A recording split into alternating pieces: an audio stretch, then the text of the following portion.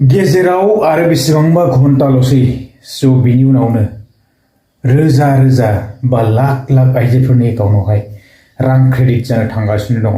सावरायगोन बिनि सायावबो। गिबियावनो बयनिसिमबो खुलुमनायखौ जासिहरनाय थाबाय। थ' जायफ्रा इन्टारेस्ट मोनो नायलांनो हागोन भिडिअखौ, गोलाव खालामा। आरो भिडिअआ मानि सायाव जागोन निस्सय नोंथांमोना मिथिखाबाय। थ' बिदिब्ला जागायलांदिनि। गुबुन मोनसे बेबायदिनो आपडेटनि सायावबो सावरायगोन। बे आपडेटआनो जाबाय PM किसान। थ' बिनि सायावबो सावरायलांगोन। जोङो सेथि आपडेट्सआव थांदिनि। जोंहा सेथि आपडेट्सआ जाहैबाय बेनो, जोङो मिथिनो मोन्दों आरो गेजेराव बेसेबांबा घन्टाल'सै बाखि टाइम ना। थ' बिनि उनावनो माखासे रोजा रोजा बेबायदिनो बा लाख लाख आइजोफोरनि एकाउन्टावहाय जोङो रां क्रेडिट जागोन होननानै मिथिनो मोन्दों। आरो बेवहाय जायफोरा गोदानै अन्तर्भुक्त जाबाय थ' बिसोरबो मोननायनि माने चान्स दङ आरोना। आवगोलफोरावनो जायफ्रा एप्लाइ खालामनानै लादोंमोन, नाथाय नैबे गोदान एप्लाइनि सायाव आङो बुंथ'नो सानाखै आरोना। थ' मोननो थांगासिनो। जोङो एसे माने एकाउन्टफोरखौ चेक खालामनानै लाखादो।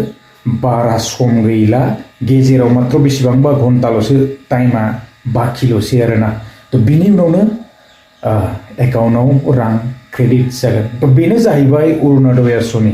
थ' जायफ्रा मोनबाय थायो मोनगोन। नै 10 तारिख फैगासिनो दङ। 10 तारिख जानाय लोगो लोगो ना थ' एकाउन्टाव फैसाया हाबबाय आरोना। थ' चेक खालामोब्लानो मोनबाय। थ' एकाउन्टआ मात्र थिक थानांगौ आरो। थ' लाख लाख आइजोफोरनि एकाउन्टावहाय रां क्रेडिट जानो थांगासिनो दङ। आरो बिनि उनावहाय जोङो गुबुन मोनसे आपडेट्सआव थांनि। बे गुबुन मोनसे आपडेट्सआ जाहैबाय जोंहा PM किसाननि 21 नाम्बार इनस्टलमेन्ट।